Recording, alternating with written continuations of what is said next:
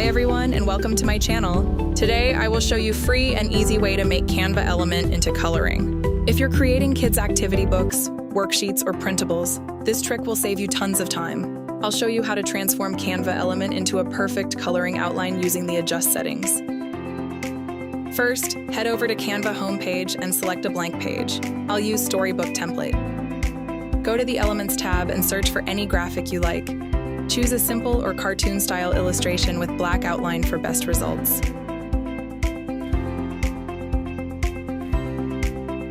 Click on the element. If Color Edit is not available, then go to Edit at the top.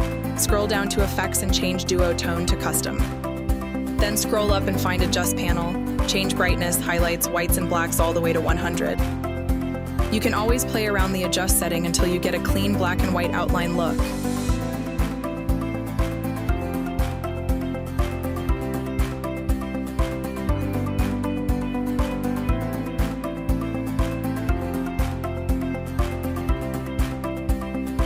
And that's how easy you can create coloring outline with Canva elements. Thanks so much for watching. If you found this video helpful and easy to follow, please support us by hitting like button. See you in my next video.